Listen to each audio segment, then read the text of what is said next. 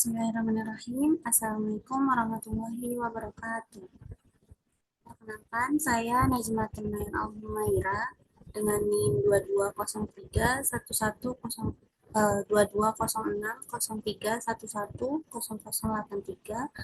akan mempresentasikan terkait materi protein dari daging.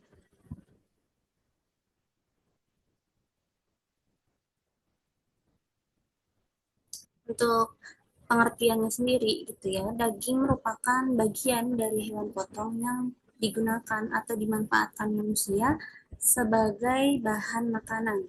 Selain mempunyai penampakan yang menarik selera, daging juga merupakan sumber protein hewani yang berkualitas tinggi bagi tubuh manusia. Daging sendiri dikategorikan berdasarkan asalnya, jenis ternaknya ada 4. Yang pertama daging merah, di antaranya ada daging sapi, daging babi, kambing, dan onta.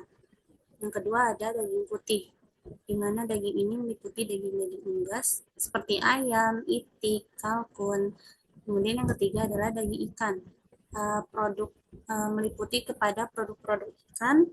Dan yang terakhir adalah daging hewan liar, contohnya adalah daging babi hutan. Kemudian daging merah dan daging putih sendiri, kenapa dikatakan daging merah dan daging putih?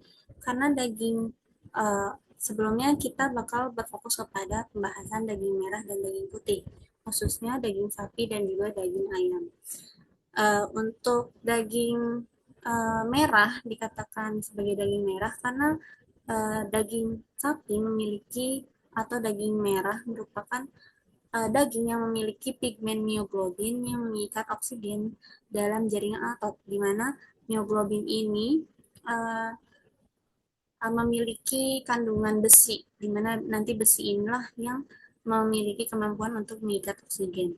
Kemudian oksigen yang terikat pada mioglobin ini yang menghasilkan perubahan warna gitu ya pada pigmen menjadi warna merah cerah. Semakin banyak mioglobin pada jaringan otot, maka semakin merah pula warna daging tersebut. Begitu halnya pada daging putih. Kenapa dagingnya berwarna putih? Karena daging yang terdapat pada ayam itu memiliki pigmen mioglobin yang lebih sedikit dibandingkan daging merah, sehingga dia berwarna putih pucat seperti itu.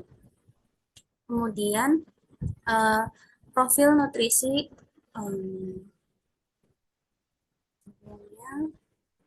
profil nutrisi dari daging sendiri uh, meliputi daging sapi dan juga daging ayam.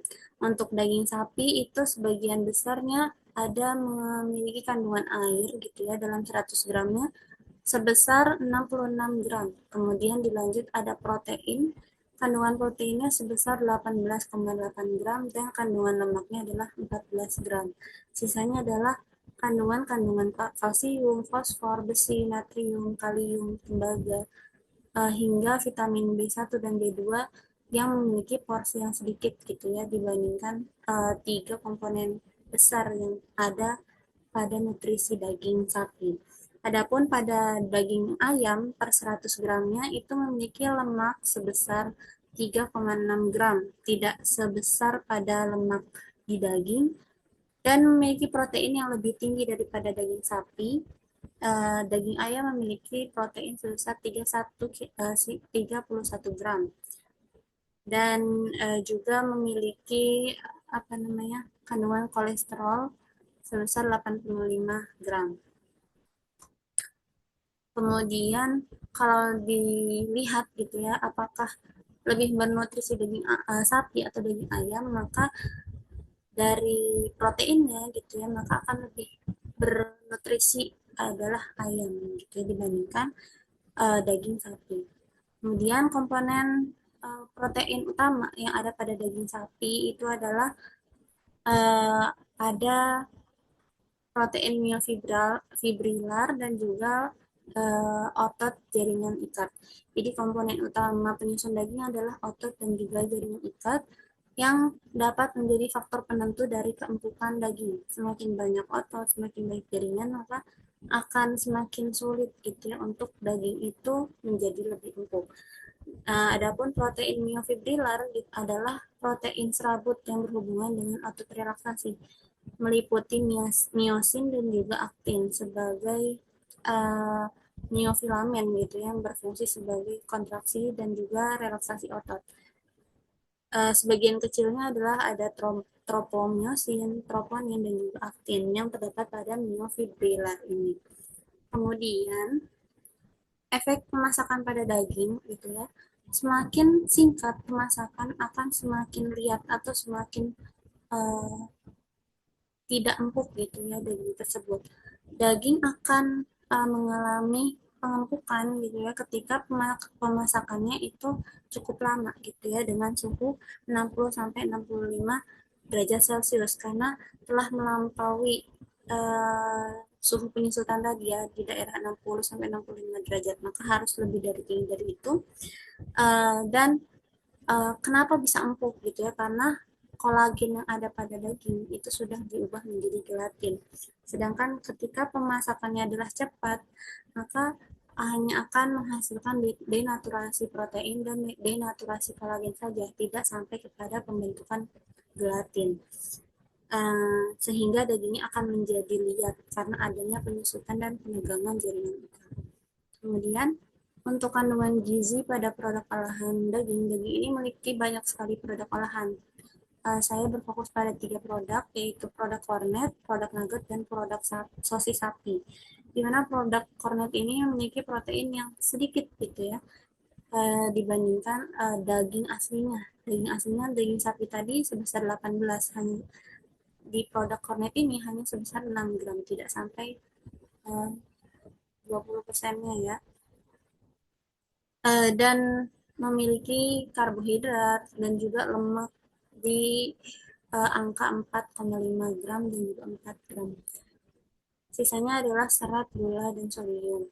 Kemudian untuk nugget, nugget sendirinya adalah nugget ayam ya, daging ayam itu memiliki lemak yang cukup besar, itu sebesar 18,82 gram, lemak jenuhnya 4,022 gram, dan proteinnya sebesar 15,59 gram. Ini lebih sedikit dibandingkan daging ayam uh, utuhnya gitu ya, itu sebesar 30 gram protein seperti itu.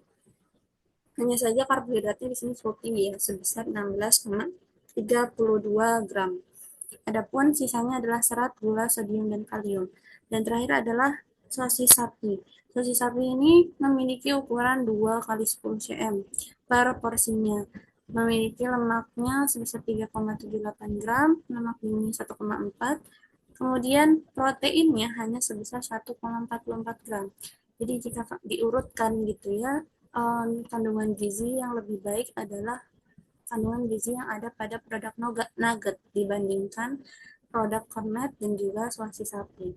Jadi nugget, kemudian kornet, yang terakhir adalah sosis sapi yang memiliki protein yang paling rendah di antara yang lain.